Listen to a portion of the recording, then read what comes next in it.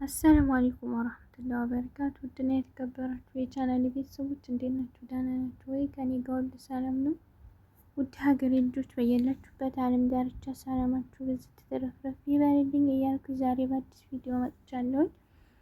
ዛሬ የመጣሁበት ያው ትንሽ የሚያሳዝን ጉዳይ ነው ማለት ነው።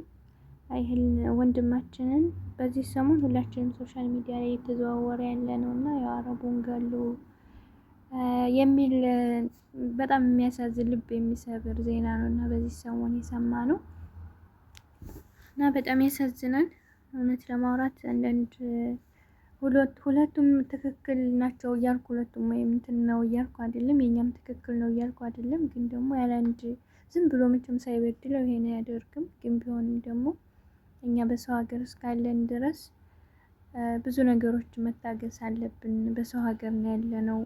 ጥሩም ብንሰራ ያኔ ተበዳይ እንኳን ብንሆን ለኛ የሚቆምልን ማንም የለምና ትዕግስት ቢኖረን ብንታገስ ጥሩ ነው ብዬ አስባለሁ።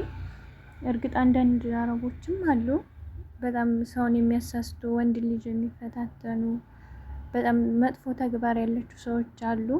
ያም ሆኖ ግን መታገስ ወይም ደግሞ ስራ መቀየር አማራጭ ነገር መፈለግ ይሻላል ብዬ አስባለሁ። የወንድማችን እንደምታዩት አሁን በመፈለግ ላይ ነው። ግማሾቹ ሀገር ገብቷል ይላሉ፣ ግማሾቹ እንደዚህ ደግሞ አቀናብረው ተይዟል ይላሉ። እውነታውን ግን አላህ ነው የሚያውቀው። እንግዲህ ልጁ የት እንዳለ ይያዝ ወይስ በሀገር ይግባ፣ እውነታውን አላህ ነው የሚያውቀው። ግን ሰው ብዙ እያወራ ነው። እንደውም የሚመሳሰል ልጅ አግኝተው እሱ ነው ብለው እንደውም ያንን ከስራው እንትን ሊሉት እየሞከሩ ነው ማለት ነው። ሳናቅ ሳናስተውል ይህን ነገር ጣለቅ ብለን ሳናቅ ብዙ ነገር ባንል ጥሩ ነው። ምክንያቱም ይህን የሚመሳሰል ልጅ አግኝቶ ይሄ ነው እያሉ ፎቶውን እየለጠፉ እኔ የስራ ላይ ነኝ ያለሁት እኔ አይደለሁም ብሎ ተናግሯል ማለት ነው። እዚህ ድረስ ነን እኛ ሀበሾች ማለት ነገሮችን ሳናጣራ ከማውራታችን በፊት ነገሮችን ማጣራት አለብን።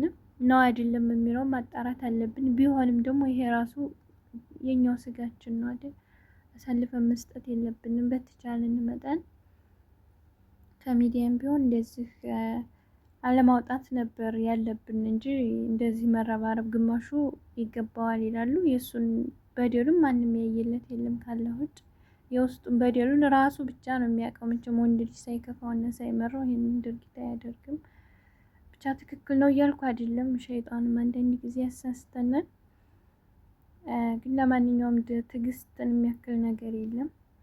ትዕግስት ጥሩ ነው። ይሄ ልጅ አሁን ከባድ ነው። ገባችሁ? በሳውዲ አረቢያ ምድር ደግሞ ከባድ ነው።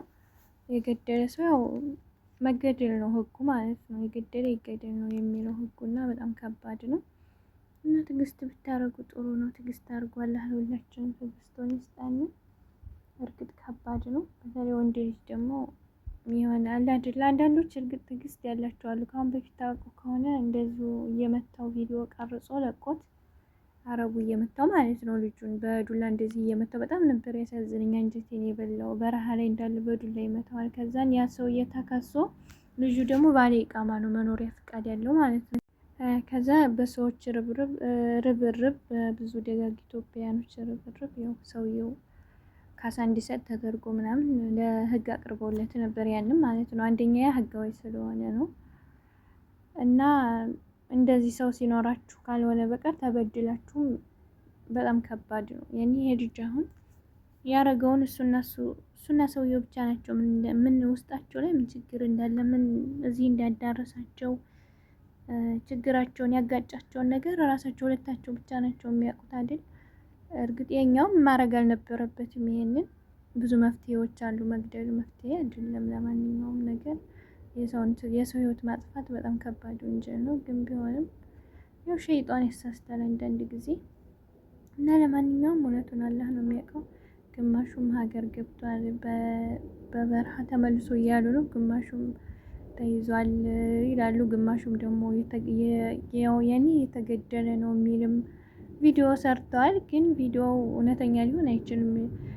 ያኔ የቅንብር ነው፣ ብዙ ነገር ቅንብር ነው። እንደውም ያልሆነውን ልጅ ይሄ ነው የገደለው ብለው አስይዘውታል ማለት ነው። እንደዚህም ያኔ ከባድ ነው። እኛ ኢትዮጵያኖች ማለት በቃ ነገሮችን ሳናጣራ ለፍሎ ለሰብስክራይብ ለምን እያልን ያልሆነ ያልተፈጠረ ነገር ነው እያወራን ያለነው እና ከዚህ መቆጠብ አለብን። ሲሆን የሀገራችንን ልጅ ስጋችንን ደማችንን አሳልፈን መስጠት አልነበረብንም። እንደውም መሸሸግ ነበር የነበረብን። ከዛም አልፎ ደግሞ ምንም እጁ የሌለበትን ምንም የማያውቀውን ልጅ በፎቶ ገና መልኩ ተመሳሰለ ብለው ይሄ ነው የገደለው ብለው አውጥተው ሚዲያ ላይ ለቀውታል ማለት ነው። ያ ልጁ ደግሞ ምስኪን ሰው ቤት ተቀጥሮ የሚሰራ ነው እኔ አይደለሁም ምናምን ብሎ ወጥቶ ተናግሯል ማለት ነው። ግን ሳያጣሩ ቢመቱት ኖሮ እሱ ነው ብለው ሌሎቹ ራሱ ዝም ብለው አሁን የዚህ ልጅ አፋልጉን ብለው ስለበተኑ በአረቦቹ በሁሉም ሚዲያ ትላልቅ ሚዲያ ላይ በትነዋል ማለት ነው። የልጅ አፋልጉን እያሉ በዛን ሰዓት ያን ልጅ ቢያገኙት ያን የገደለው ብሎ ይገሉት ነበር ማለት ነው። እና ይሄንን ማሰብ አለብን፣ አርቀን ማሰብ አለብን።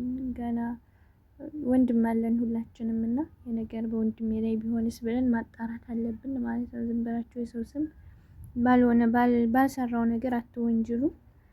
እና ቤተሰብ ይሄን ይመስላል። ሁላችንም አላህ ከክፉ ነገር ከእንደዚህ ያለ መጥፎ ድርጊት አለ ይጠብቀን። ሰላማችሁ ይብዛል።